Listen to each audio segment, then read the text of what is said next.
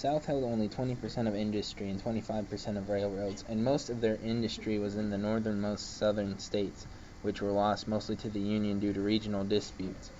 They also lacked the refinery power of the North, with only having one refinery in Richmond at the beginning of the war. Without the refineries, the South couldn't produce the cannons, rifles, or bullets as quickly or as in the quantities that the North could.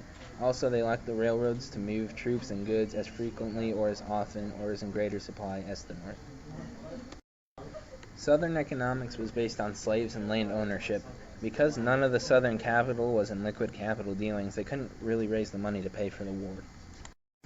The only real option the South had to raise money was to print more money, because the Southern states didn't believe in taxing and they had few banks, so they couldn't get loans. But because of overprinting, money became hyperinflated, and inflation rose to 9,000% in the South by 1865. The Southern states also wouldn't allow Davis the same powers as Lincoln because they believed he would abuse the power, and the states themselves weren't always loyal to each other because they bred Union hotspots at points during the war. The South's military experience was the South's one real advantage. They had more generals such as Ulysses S. Grant and General Lee who were more experienced than Union generals, but even with the better generals, they were still outnumbered 2-1.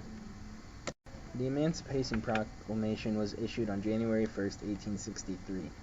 Emancipation wasn't really a thought during the first year of the war, but during the second year of the war, in mid-1862, Lincoln began to talk with his cabinet about issuing such a document, but they advised against it until the North had won a major battle.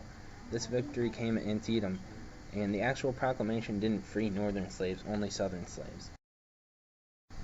Unless the South surrendered that day, their slaves were to be freed, and the Emancipation Proclamation brought the war to its climax, as it was seen that the victor decided the fate of slavery for the entire nation. Well, I wish I was in the land of cotton wool, and there I not forgot to look away, look away, look away, Dixieland. In Dixie's land where I was